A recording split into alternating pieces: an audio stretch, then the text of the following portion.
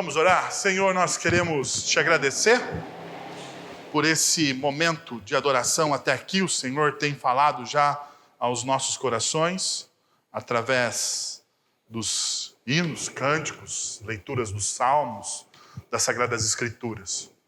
Mas nós queremos agora, neste momento, Senhor, pedir que o Senhor fale através da pregação da Tua Palavra.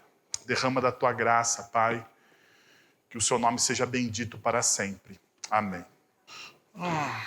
Muito bem, meus irmãos, nós estamos estudando aí o tema sobre felicidade, já há alguns domingos, e gostaria de convidar você a abrir a sua Bíblia em Filipenses capítulo 1, a partir do verso de número 12. Número 12, nós vamos de 12 até o verso de número 18. Então abre aí a sua Bíblia, Filipenses, pode também acompanhar na projeção, Filipenses capítulo 1, de 12 a 18. 12 a 18. Diz o seguinte: quero que saiba, irmãos, que naquilo que me aconteceu tem, ao contrário, servido para o progresso do Evangelho. Como resultado, tornou-se evidente a toda a guarda do palácio e a todos os demais que estou na prisão por causa de Cristo. E os irmãos, em sua maioria, motivados no Senhor pela minha prisão, estão anunciando a palavra com maior determinação e destemor.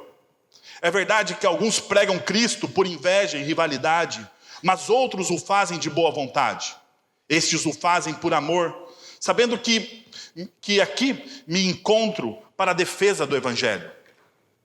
Aqueles que pregam Cristo por ambição egoísta, sem sinceridade, pensando que podem causar sofrimento, pensando que me podem causar sofrimento enquanto estou preso, mas que importa?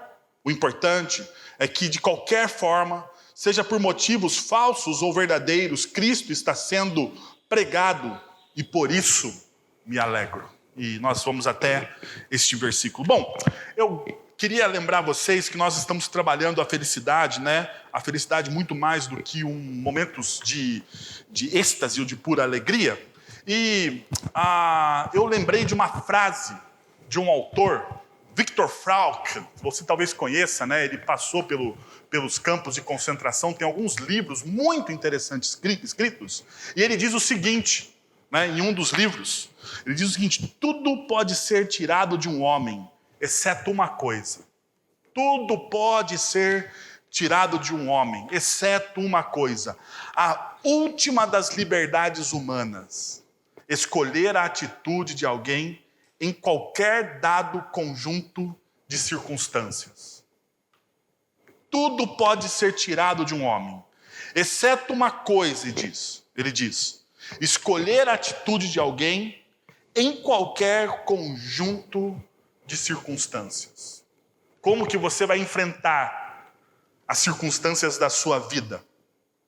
Ao invés de buscarmos a felicidade de forma madura e consistente, onde a fidelidade é experimentada em cada momento da nossa existência, em cada momento das nossas vidas, muitas vezes preferimos momentos fugazes de alegrias. Nos tornamos ou buscamos, né, como disse o Viktor Frankl, joguetes das circunstâncias, porque nós estamos muito mais atrelados, o nosso coração muitas vezes se fixa nas circunstâncias. Por exemplo, você pode pensar assim: olha, se está indo tudo bem na minha vida, se está indo tudo bem na minha vida, logo eu sou amado por Deus. Se está indo tudo bem na minha vida, se está tudo organizadinho, se o meu casamento está bem, se o meu filho está bem, a saúde está bem, se está tudo, o dinheiro, está tudo no seu devido lugar. Muitas vezes nós pensamos da seguinte forma: Deus me ama, porque está indo tudo bem. Pior ainda, muitas vezes nós avançamos o nosso pensamento reducionista na seguinte perspectiva: está indo tudo bem, Deus me ama, e eu não tenho cometido pecado algum, porque está indo tudo bem, Deus me ama, Deus na eternidade está dando joinha para mim, porque nada está errado. Esse pensamento reducionista, ligado às circunstâncias da vida, vai te trazer frustração. Porque a vida não é assim. Não é assim. Não adianta você pensar dessa forma. Eu sei, naturalmente, por causa da nossa natureza pecaminosa, nós pensamos assim, nós entramos neste modo de pensar. Então nós nos tornamos o quê? Joguetes das circunstâncias. Nós estamos atrelados a elas. Nós achamos, se está tudo bem, Deus me ama, logo não cometo pecado, então está tudo ok. Mas o contrário também pode acontecer com você, porque a vida não é linear e exponencial, como quando muitos livros de autoajuda nos deixam nessa perspectiva. Né?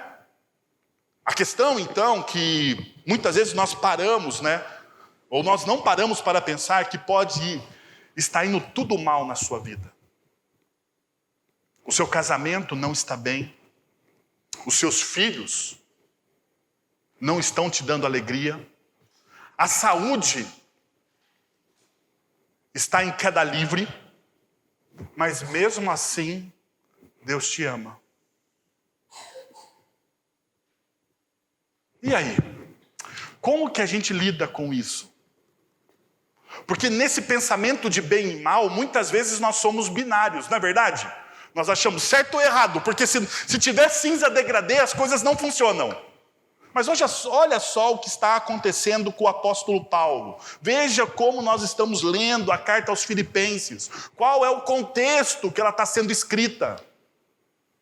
O que deveria acontecer? Então perceba, diante disso, muitas vezes nas nossas vidas, nós temos posturas positivas e negativas. Nós nos tornamos pessoas positivas e negativas. Agora veja só, pessoas negativas muitas vezes têm algumas características. E qual que são as características dessas pessoas negativas? Aquelas que precisam de certas coisas antes de serem felizes. Antes da felicidade, elas precisam obter algo. Então, o ter traz felicidade. Perceberam? O ter e o obter traz felicidade. Então, eu preciso, e não estou falando aqui de coisas materiais, não, meus irmãos. Longe de mim somente reduzir a nossa vida, a nossa felicidade aos bens materiais. Não é isso. Não é isso. Podemos buscar e obter várias coisas, e nós pensamos, se eu vou ser feliz, antes de ser feliz, eu preciso ter tal coisa. Agora perceba por que é negativo isso. Porque se você não alcança aquilo que você almeja, você nunca experimentará o que da sua felicidade. Percebeu? Você vai sempre ter o coração amargurado. Aonde começa a amargura com Deus? Aonde começa a amargura com a fé? Aonde muitas vezes o inimigo das nossas almas nos pega em nossas amarguras. Exatamente neste ponto, exatamente nessa perspectiva negativa da vida, que para você ser feliz, você precisa ter. E se você não tem, você não é feliz. Então, quando você não atinge o objetivo, a sua fé não funciona, percebe? Porque nos meios mais pentecostais, ou melhor, nos meios neopentecostais, da teologia da prosperidade, fé boa é fé que funciona. Fé boa é fé que funciona. E fé que funciona traz o quê? Traz prosperidade para a sua vida. Então perceba só como isso é frágil.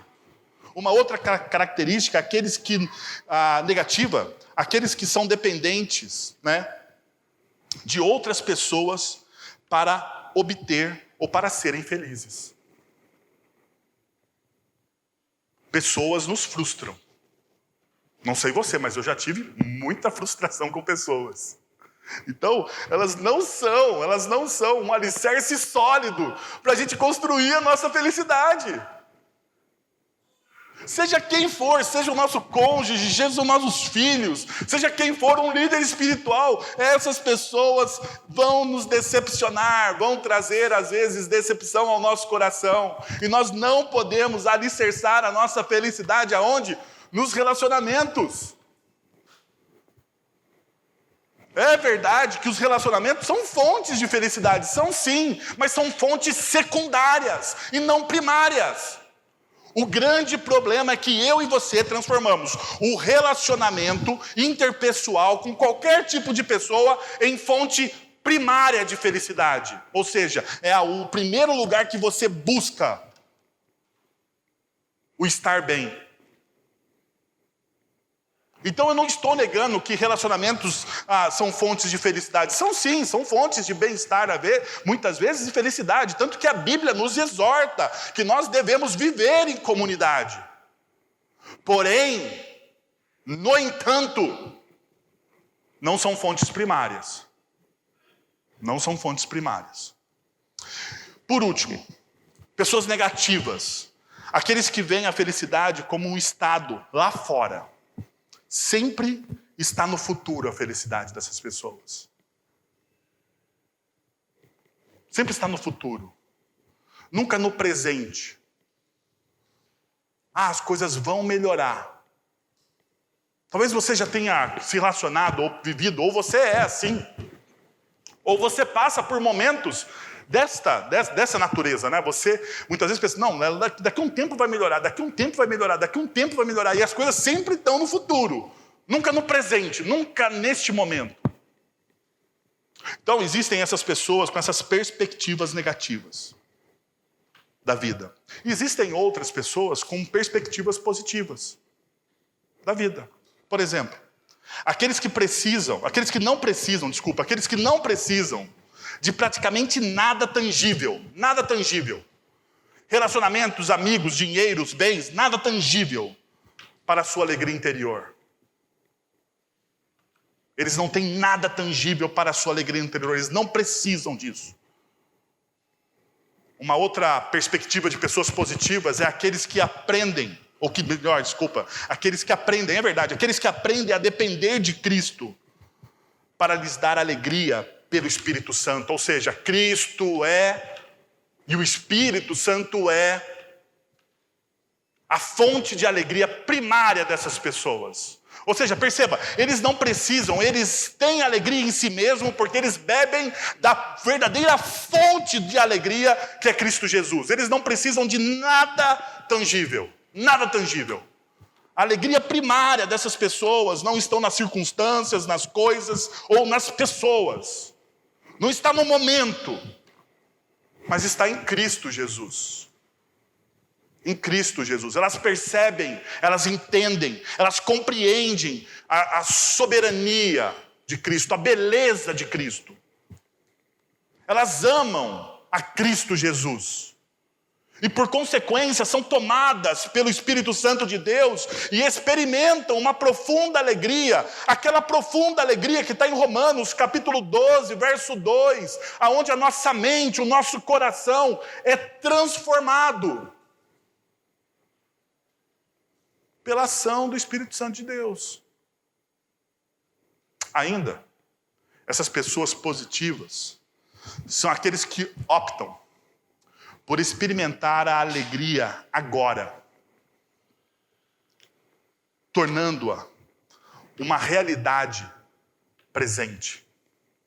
Sabe por que essas pessoas experimentam a alegria agora? Porque elas têm uma consciência, e deixa eu dizer para vocês, talvez mais tarde a gente estude isso dentro das nossas mensagens. As pessoas que experimentam uma alegria agora e não somente no futuro, elas têm uma experiência, uma consciência, melhor dizendo, escatológica em Cristo Jesus.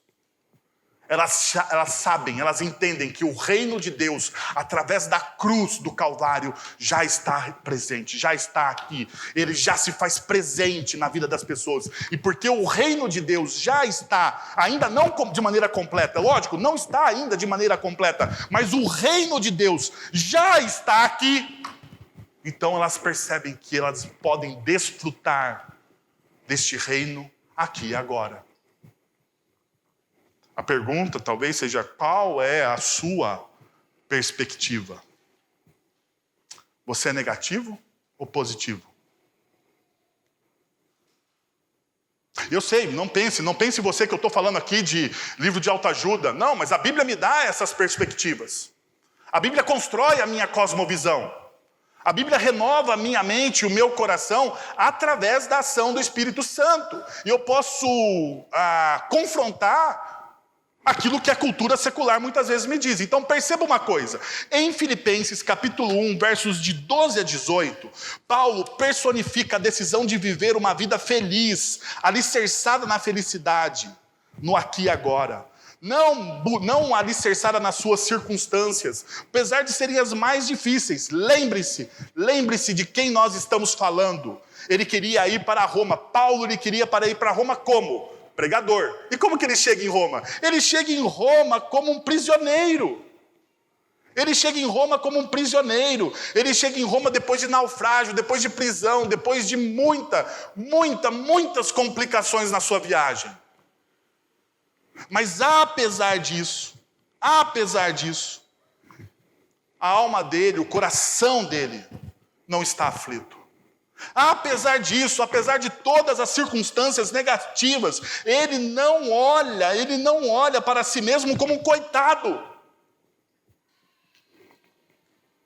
Ele não faz mimimi. Ele não faz o mimimi, né? Porque nós fazemos, né? Diante das circunstâncias, muitas vezes nós fazemos. Então veja só, se alguém tinha o direito de olhar o mundo através de lentes turvas, reclamando que havia sido vítima de alguém, talvez seja Paulo, vítima de Deus. Ele estava fazendo a obra de Deus, ele estava de maneira muito empenhada, apaixonado pelo reino de Deus, evangelizando, buscando, ensinando. Porém agora ele estava preso, de maneira injusta. Foram tirados os direitos, ele era cidadão romano, ele merecia um justo tratamento à luz da lei, mas não foi lhe dado, Tudo lhe foi tirado, mas mesmo assim ele não reclama. Aonde você vê reclamação do apóstolo Paulo em Filipenses? Pergunta. Aonde você vê ele reclamando? Ele não reclama. Perceba, o texto de Filipenses, a carta de Filipenses, ela é conhecida como a carta da alegria. Aonde você não vê murmúrio. Por quê? Porque ele estava confiante, apesar das dificuldades. Ele se alegrava, apesar da má vontade dos outros.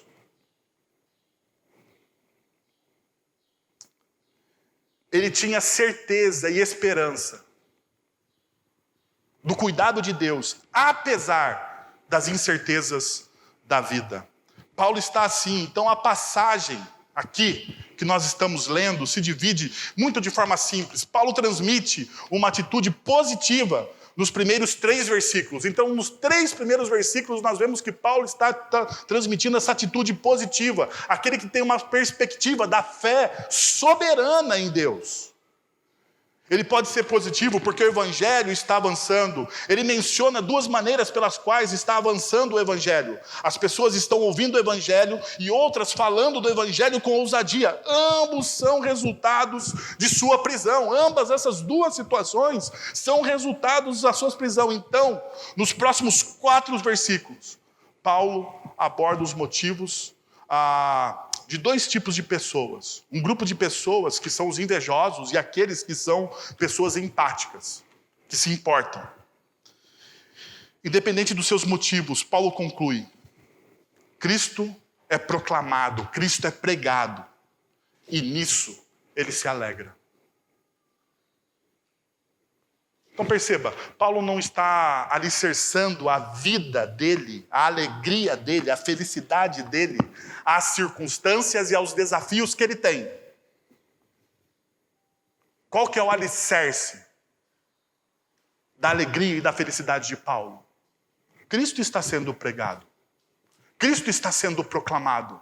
As pessoas estão conhecendo Cristo através da minha vida. Então eu posso me alegrar, porque afinal de contas eu sirvo a um propósito maior do que eu mesmo. Agora veja só. O que a nossa cultura secular nos ensina sobre propósito? O que a nossa cultura secular nos ensina sobre propósito de vida? Qual que é o ensino da nossa cultura secular sobre isso? Quando você abre os livros de autoajuda, que são muitos, poderia enumerar aqui milhares, até mesmo alguns livros evangélicos, tomados por essa visão humanista da vida. Qual que é o propósito da sua vida? Aonde está alicerçado o propósito da sua vida? Paulo aqui, fica bem claro, versículo 18, está ali o propósito da vida do apóstolo Paulo. Cristo seja proclamado, e isso então traz para mim grande alegria. Mas antes da gente falar de propósito, porque se você não vier à noite, você não vai ouvir sobre propósito. Então, à noite você tem que vir falar, ou você ouve de casa, pela internet, ou você ouve depois nas nossas redes, através do podcast. Mas antes de falar sobre propósito, eu gostaria de trilhar com você esse caminho. Como que Paulo chega no versículo 18? Como que Paulo chega no versículo 18 e fala, este é o meu propósito?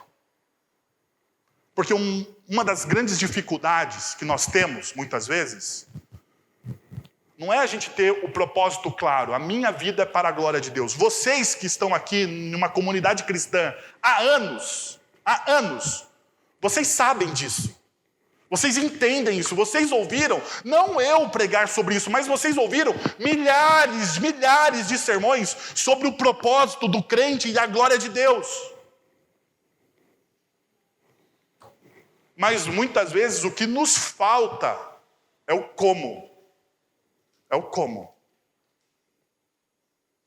Como que eu entendo? Como é que eu vivo? Como é que eu olho para a minha vida para chegar no versículo 18? Porque é uma construção.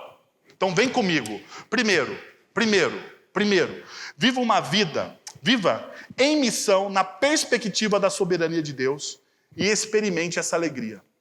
Viva em missão na perspectiva da soberania de Deus e experimente essa alegria. Perceba só, verso de número 12. Pega o verso de número 12 e olha aí. Quero que saibam, irmãos, que aquilo que me aconteceu tem, ao contrário, servido para o progresso do Evangelho.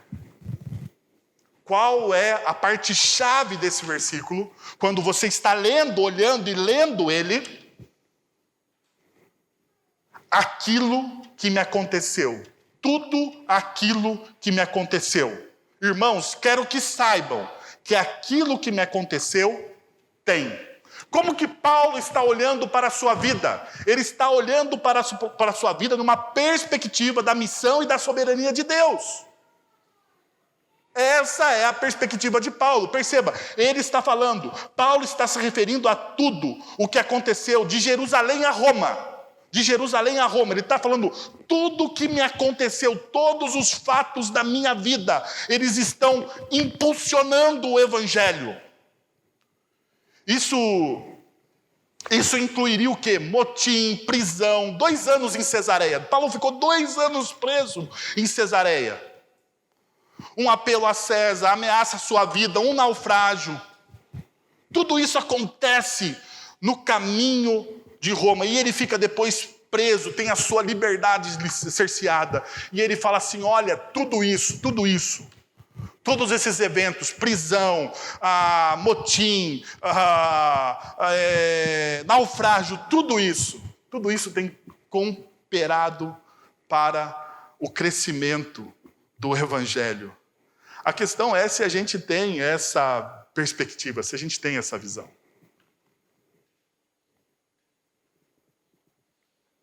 Você pode olhar para a sua vida e dizer assim, tudo o que tem acontecido comigo coopera para o bem do Evangelho? Isso é uma visão.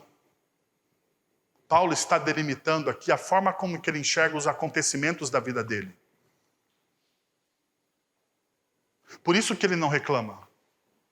Por isso que ele não murmura. Por isso que ele tem uma perspectiva positiva da vida. Porque apesar de tudo, e perceba, não tem coisas positivas. Passar por um naufrágio, eu nunca passei. Mas eu vou dizer para vocês, eu não sei nem nadar. Se eu mergulhar numa piscina que não dá pé, eu afundo, que nem uma pedra. Não por causa do peso, porque eu não sei nadar mesmo. Talvez também por causa do peso. Mas a questão é, não sei. Agora, imagine alguém passar por um naufrágio. 2 anos preso em Cesareia. Não sei se você lembra, mas ao plantar a igreja em Filipos, Paulo é preso e chicoteado. E ele olha para todas essas circunstâncias da vida dele, e ele diz, olha, tudo isso que está me acontecendo é bom. É bom. É bom, isso aqui que está acontecendo é bom. Não porque ele tem prazer naquilo que está acontecendo, porque ele entende que Deus é soberano sobre todas as coisas. Deus é soberano sobre todas as coisas. Nós adoramos versículos, nós adoramos promessas. Todas as coisas cooperam para o bem daqueles que amam a Deus. Você gosta desse versículo, não gosta? Talvez você tenha ele preso na porta da sua geladeira. Mas veja só, todas as coisas cooperam para o bem daqueles que amam a Deus. Todas. Todas qual, cara pálida? Todas boas e ruins. Todas boas e ruins. É a perspectiva do apóstolo Paulo. Mas você e eu, que nós somos reducionistas, nós achamos que todas as coisas boas cooperam para o bem daqueles que amam a Deus. Mas o versículo não diz todas as coisas boas cooperam. O versículo diz que todas as coisas cooperam. Então Paulo, ele tem o quê? A perspectiva da soberania de Deus na vida dele. Por isso que ele vive em missão. Ele olha para aquilo e diz, bom, isso aqui está acontecendo, não é confortável, eu não gosto, mas Deus tem alguma coisa para me ensinar. Deus está me ensinando de alguma forma. Deus está transformando isso de alguma forma. Então perceba, ele fala assim, ó, tudo o que me aconteceu, daí grifa aí na sua Bíblia, para depois você estudar. Servindo para o progresso, para o avanço do Evangelho. O termo aqui é um termo usado para aquele que abre uma trilha diante de um exército, sabe? Aquele cara que vai à frente, o pelotão de frente, que abre a trilha numa guerra. Paulo usa esse termo, é um termo militar. Então Paulo está dizendo, olha, o Evangelho, tudo que me acontece serve para o progresso, para abrir uma trilha diante da batalha que nós estamos enfrentando. É isso que o apóstolo Paulo está dizendo aqui. Então, existe crescimento. Mas muitas vezes nós não entendemos assim. Nós não vimos assim, nós não olhamos assim. Então, deixa eu lembrar para vocês, ou melhor, deixa eu contar para vocês a história de Peter O'Brien. Talvez você não conheça, porque ele é um erudito bíblico. Quem tem comentários bíblicos sabe quem é Peter O'Brien. Mas olha só, quando O'Brien era jovem, nenhum dos seus pais era cristão. Nenhum dos seus pais era cristão. Mas sua mãe ficou muito impressionada com o testemunho fiel de uma vizinha. Uma vizinha. Essa vizinha era uma senhora simples, com fé sincera em Cristo Jesus.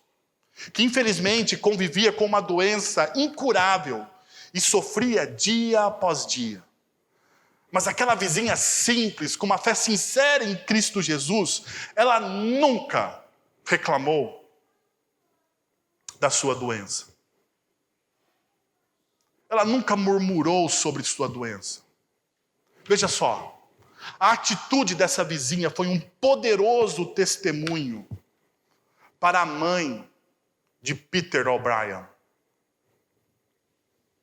A mãe de Peter O'Brien veio abraçar a fé e confiar em Cristo Jesus como seu Salvador por causa do testemunho daquela vizinha. Por causa do testemunho daquela vizinha. Humanamente falando, foi por causa da fé simples daquela senhora que a mãe de O'Brien se tornou cristã. Por causa disso, mais tarde, O'Brien também abraçou a fé e entregou a sua vida a Jesus. Então, na juventude, ele faz uma opção. Vou para o seminário. Do seminário, ele faz o seminário, passa então para o mestrado, doutorado, ganha os seus títulos. E depois de formado, Peter O'Brien vai para a Índia e se torna um excelente missionário na Índia. Mais tarde, depois de anos pregando o evangelho na Índia e divulgando a mensagem de Cristo Jesus, Peter O'Brien ele volta para a Austrália e volta para treinar e lecionar nos seminários. Ele escreve inúmeros comentários, inúmeros livros. Ele treina e prega inúmeros sermões. Agora, para só.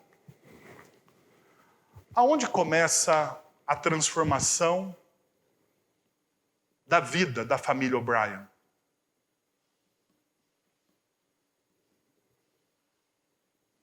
Em uma simples vizinha, no seu testemunho fiel diante da sua dor. Não é isso? Veja só. Quando estamos no meio de um sofrimento, nunca sabemos o que vai acontecer. Por quê? Veja só, você acha que aquela vizinha tinha noção do que iria acontecer através do seu testemunho na vida de Peter O'Brien? Que ele se tornaria missionário, que ele iria para a Índia, que ele pregaria o evangelho, que ele plantaria novas igrejas, que ele lecionaria em seminários, que ele escreveria comentários, que ele abençoaria a igreja de Cristo Jesus espalhada pela face da terra? Pergunta, aquela senhora simples e humilde tinha consciência do que o testemunho dela iria fazer? Não. Veja só, e se alguém chegasse para aquela senhora e falasse assim, olha, por causa do seu testemunho fiel, vai converter um cara, e esse cara vai abençoar a igreja espalhada pela face da terra. Então sofra com alegria. Talvez ela até falasse, ok, tá bom, então eu vou sofrer com alegria, porque afinal de contas vai redundar pelo reino de Deus. Mas ela teve essa informação? Ela teve essa informação? Nunca teve essa informação. Ela nunca teve essa informação. Veja só, então quando estamos no meio de um sofrimento, nunca sabemos o que vai acontecer, mas devemos confiar que Deus é soberano e que Ele pode e muitas vezes faz avançar o Evangelho por meio de grandes dificuldades pessoais, como a prisão, como uma doença, como um câncer, como qualquer tipo de coisa. Nosso trabalho é permanecer fiel e alegre e centrado em Cristo durante o sofrimento, confiando com segurança que Sua vontade soberana é boa, perfeita e agradável. É isso. Você quer impactar as pessoas. Não testemunhe somente na sua alegria. Não testemunhe somente na sua alegria. Você quer impactar as pessoas? Testemunhe no seu sofrimento também. Testemunhe com fidelidade no seu sofrimento. Porque o impacto na vida da família O'Brien foi diante do sofrimento. Então perceba. Segundo, Viva consumido pelo Evangelho. Verso de número 13. Como resultado, tornou-se evidente a toda a guarda do palácio e a todos os demais que estão na prisão por causa de Cristo. O primeiro resultado da prisão de Paulo tem o impacto, que traz impacto do Evangelho, é na guarda imperial. Bom, Paulo estava preso naquilo que nós chamamos de pretório, que é talvez o lugar mais imponente ali do Império Romano, né? Porque lá é a residência do governador. E na residência do governador não fica qualquer tipo de guarda, fica a elite da guarda romana, ou seja, 9.000 homens bem treinados e muito influentes. Então perceba, diante do problema, da luta que Paulo está enfrentando, ele está preso. E ele entende e fala o seguinte: bom, já que eu estou preso, as únicas pessoas que podem ouvir do Evangelho agora, quem são? Os guardas. E esses vão ouvir do Evangelho. Esses vão ouvir do Evangelho, não tem jeito. Eu vou ficar falando, mesmo que eles não queiram, eu vou ficar falando, eu vou cantar um salmo, eu vou recitar um hino, eu vou fazer alguma coisa aqui e essas pessoas vão ouvir do Evangelho. E tanto é verdade que essas pessoas passam, então, a ouvir do Evangelho e a serem transformadas, dia após dia, do Evangelho. Por quê? Porque o coração de Paulo estava consumido por esse Evangelho. Quer ver um outro exemplo? Acontece em Filipos. Nós já lemos. Quando Paulo chega em Filipos, ele encontra um grupo de mulheres, né? Lídia encontra esse grupo de mulheres, começa a plantar uma igreja. Depois, o que Paulo encontra? Paulo encontra uma mulher que está possuída por um espírito maligno, que faz adivinhações, e ela é uma escrava. Paulo, então, expulsa o demônio daquela mulher, que faz adivinhações. Os seus senhores ficam bravos, né? Porque Paulo liberta aquela mulher. E Paulo, então, é preso. Açoitado e preso. Já falei isso para vocês nessa manhã. O que acontece na prisão? Paulo está preso e ele está reclamando. Paulo está preso e ele está dizendo que a vida é uma droga, porque afinal de contas Deus o abandonou. Paulo está preso e está, diz o texto bíblico, que Paulo está cantando alguns salmos, hinos. Paulo está preso e ele está o quê? Evangelizando. Paulo está preso e está falando do Evangelho, está sendo consumido pelo Evangelho. Porque a única coisa que Paulo pode fazer é isso. Diante da sua prisão. Ele escolhe, agora perceba aquilo que eu falei para vocês. Ele escolhe a forma como ele enfrenta a dificuldade. Assim também é com você, meu irmão e minha irmã. Você escolhe a forma como você enfrenta as suas lutas. Porque dificuldades, lutas, problemas, nós vamos ter. Não existe vida ausente de problemas. Não existe, não existe. Não existe. A não ser na eternidade, quando Cristo Jesus romper, daí beleza. Não teremos mais nada, todas as nossas lágrimas serão enxugadas. Mas neste momento histórico, por causa do pecado, não existe. A questão é como você enfrenta. E perceba, Paulo enfrenta os seus problemas sendo consumido pelo Evangelho. Ele está sendo ardendo, o coração dele arde por isso. Então veja as implicações. Paulo colocou o Evangelho em primeiro lugar em suas afeições e prioridades. Que lição para nós. Coloque o Evangelho em primeiro lugar em seus relacionamentos, em suas circunstâncias, e em seu amor pelo próximo. Paulo se relacionava com as pessoas através da lente do Evangelho, e não da lente secular. Não da lente secular. Por que Paulo amava as pessoas? Porque Jesus amava as pessoas. A pergunta é, por que Jesus ele ama as pessoas de maneira sincera?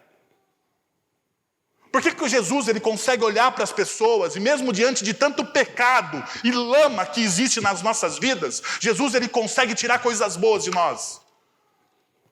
Por quê? Porque ele está nos amando com a prioridade do Evangelho.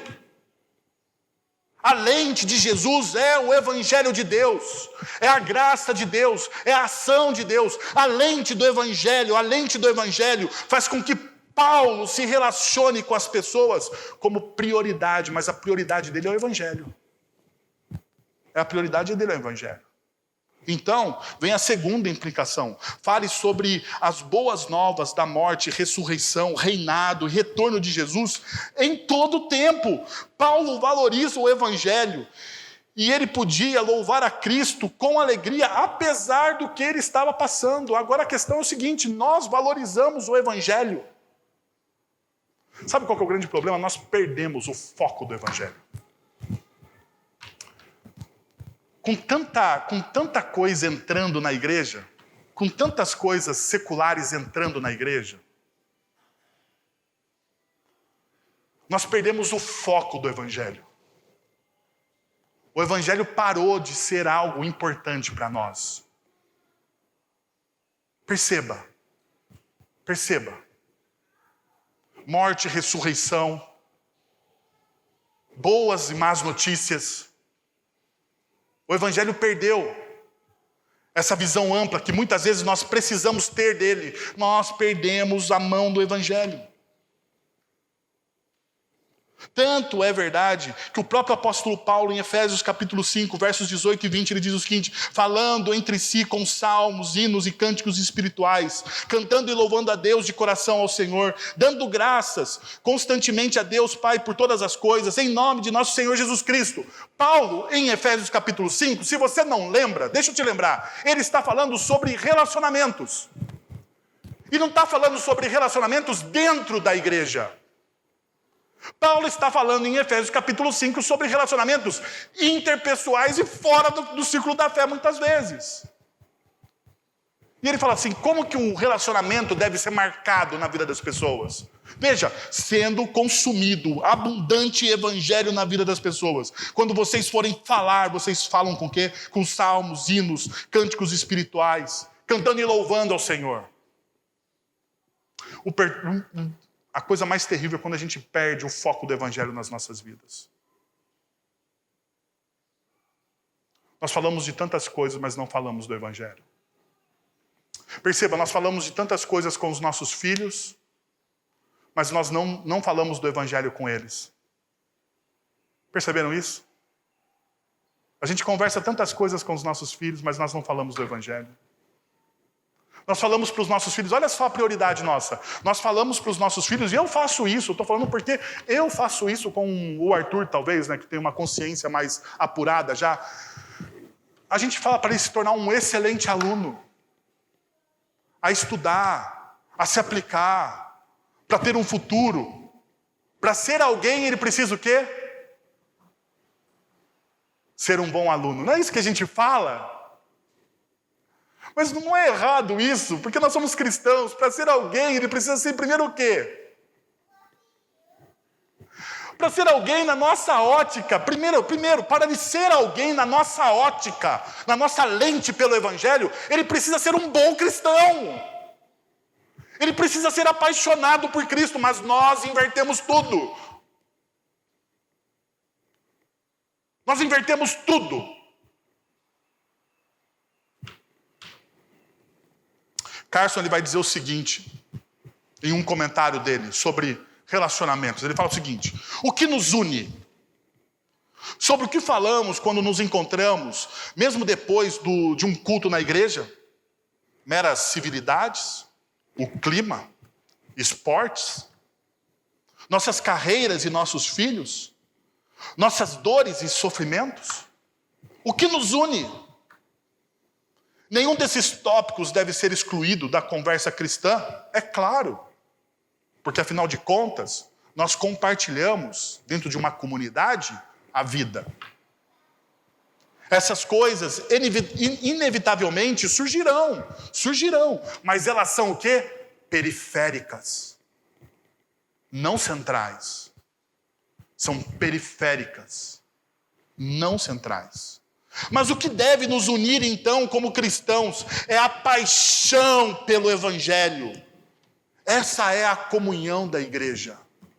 É a paixão pelo evangelho. Essa é a comunhão da igreja. Diante disso, nada mais é forte o suficiente para manter unida e a extraordinária diversidade de pessoas que constituem muitas igrejas. O que nos une, então, é a paixão pelo evangelho.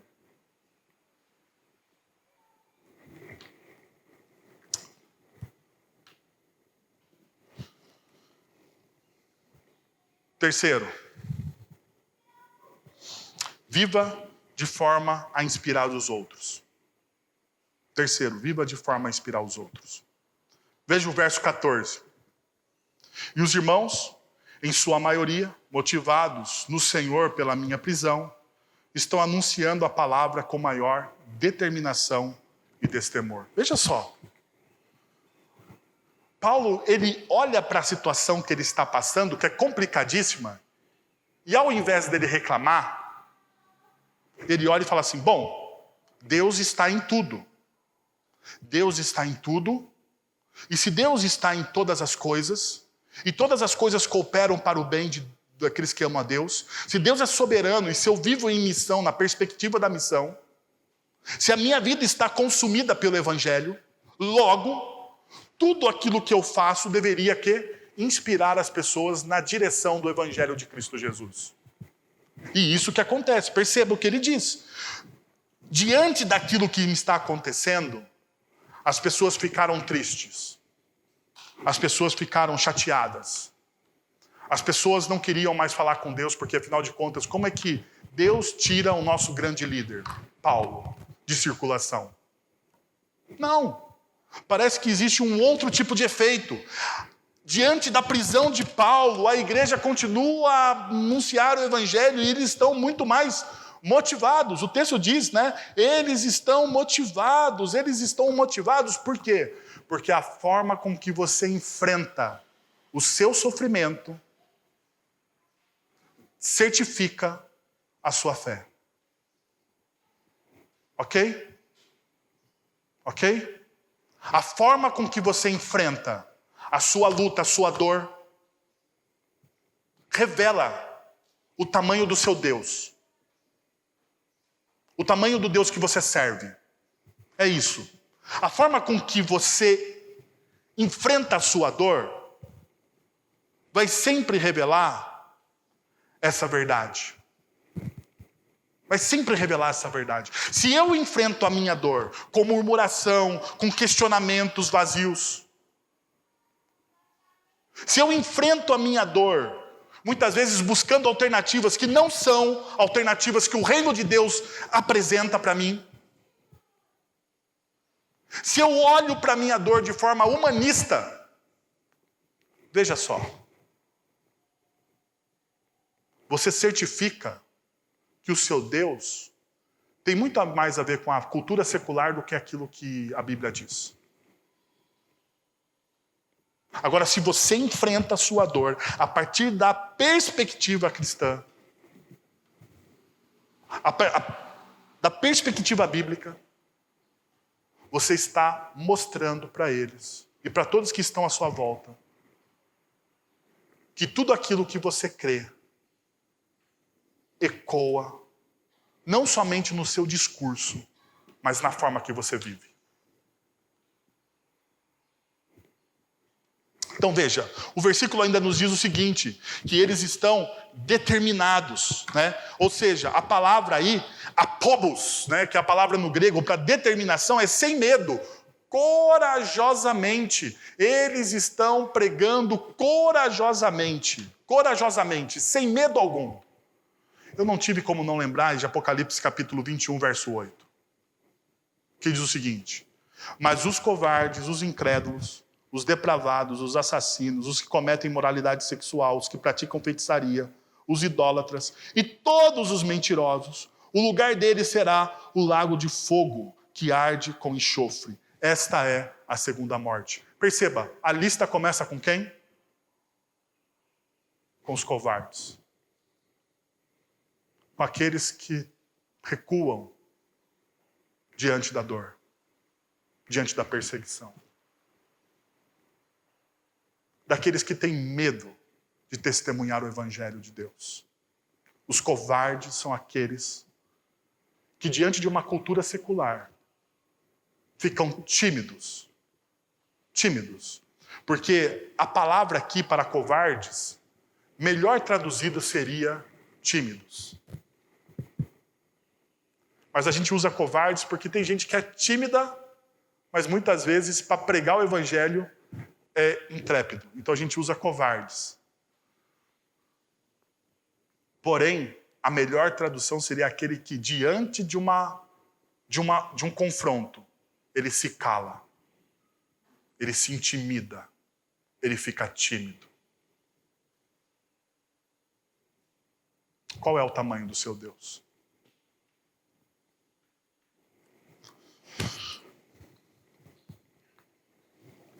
Quarto, cheque as motivações do seu coração. E daí nós chegamos no versículo 15, 16 e 17. 15, 16 e 17. Veja só. É verdade que alguns pregam Cristo por inveja, rivalidade, mas outros o fazem de boa vontade. Eles o fazem por amor, sabendo que aqui me encontro para a defesa do Evangelho. Aqueles que pregam Cristo por ambição egoísta, sem sinceridade, pensando que podem causar-me sofrimento enquanto estou preso. Paulo fala exatamente disso, assim, olha, qual é a motivação do seu coração? Paulo está levando eles a pensarem isso. Nós precisamos lembrar que no começo da carta que nós estamos lendo, Paulo, ele cita nominalmente os líderes da igreja, lembra? Verso 1 e verso 2, aos presbíteros e diáconos. E aqui então nós começamos a ver o quê? Qual era o problema da igreja diante dos seus líderes. Paulo está discernindo aqui com eles qual é o problema. Ele fala assim, olha, diante de tudo o que está acontecendo, existem pessoas que estão pregando o evangelho de forma leviana. Olha, e aqui é bem diferente do que acontece em Gálatas, por exemplo, que Paulo está dizendo que um outro evangelho está sendo pregado. Paulo aqui não está dizendo que um outro evangelho está sendo pregado. Não é o outro evangelho, é a forma aqui, é a intenção, é a motivação do coração. Então, perceba, o ensino aqui está correto. É o evangelho que está sendo pregado. O que Paulo está discernindo aqui com as pessoas é qual é a motivação. Qual é a motivação de pregar o evangelho? É verdade que alguns começam a pregar porque agora eu estou preso. Chegaram, acharam que teriam seu lugar ao sol. Mas os outros o fazem com o melhor coração do mundo.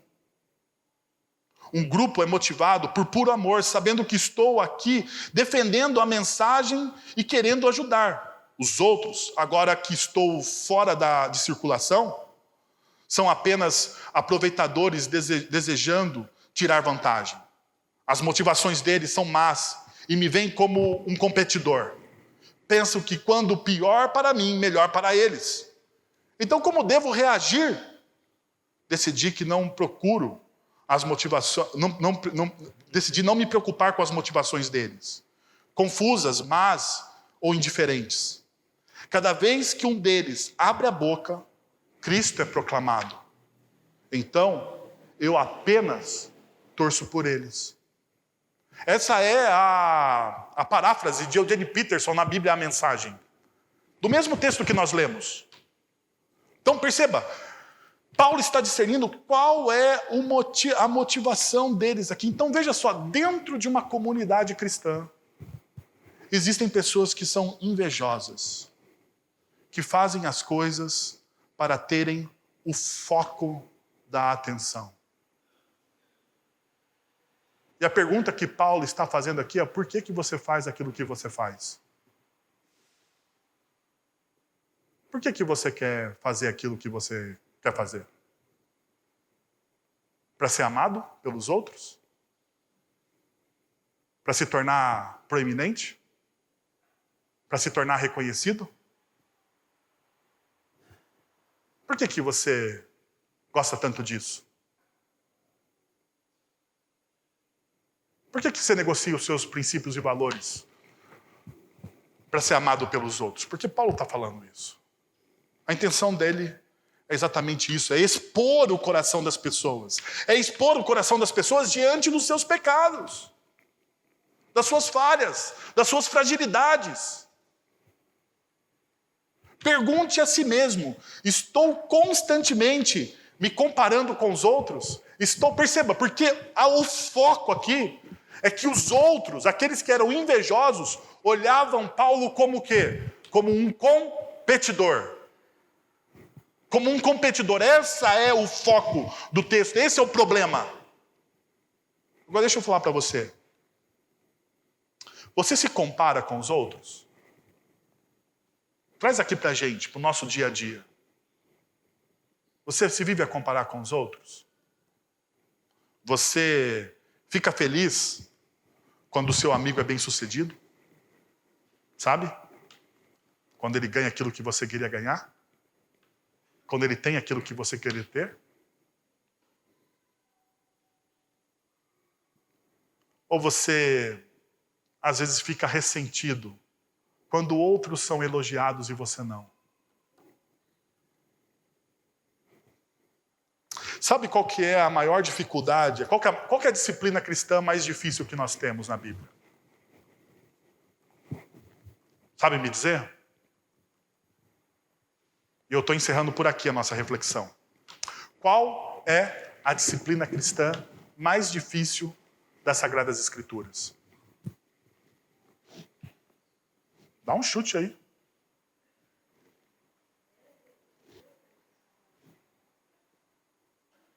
Então deixa eu falar para você qual que é a disciplina mais difícil das Sagradas Escrituras. Alegrem-se com os que se alegram. É a mais difícil. Porque se você conhece Romanos capítulo 12, verso 15, ele vai dizer depois, chorem com os que choram. Chorar com os que choram é fácil. Não é? Mas a disciplina mais difícil é se alegrar com o sucesso do outro. Louvado seja Deus que o meu irmão conquistou aquilo que ele quis.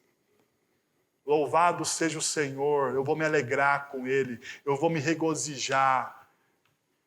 E eu não vou pensar no meu coração, será que ele merece? Ele não merecia, não. Olha as coisas que ele já fez na vida. Porque é assim que a gente pensa às vezes. Se você está rindo é porque você já pensou assim.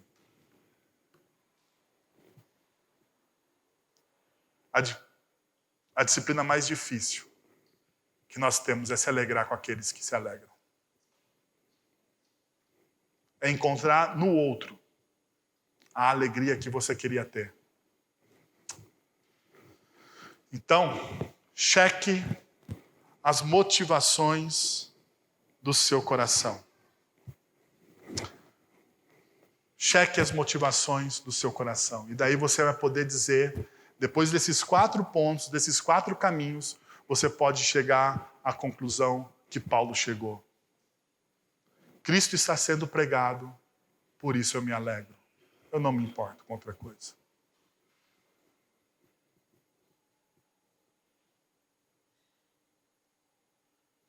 Agora a gente já tem o como. Basta você sair daqui e praticar. Olha que beleza. Vamos fazer isso? Feche os seus olhos. Vamos ter um tempo de oração diante do Senhor. Senhor, nós estamos na Tua presença. Nós queremos Te pedir, Pai, que em nome de Jesus, o Senhor derrame da Tua graça e da Tua misericórdia sobre as nossas vidas, ó Deus. A Tua palavra foi pregada, o Teu evangelho foi exposto. E nós, então, precisamos compreender, ó Pai, que essa palavra é para o nosso coração, é para o nosso dia a dia. É para a nossa vida. Aplica ela, Pai, com o Teu Santo Espírito. Que ninguém saia daqui, Pai, sem ser transformado pelo Seu Santo Espírito. É o Seu Santo Espírito que nos convence do pecado, Deus. Das nossas falhas, das nossas fragilidades. Que cada um aqui, Pai, seja convencido disso e transformado para a honra e glória de Cristo Jesus. É o que eu oro. Amém. Vamos receber a bênção? Agora, irmãos, que a graça de nosso Senhor e Salvador Jesus Cristo, o amor de nosso Deus e Pai, o conselho, o consolo, o poder e a ação do Santo Espírito de Deus esteja sobre você agora e pelos séculos dos séculos. Amém.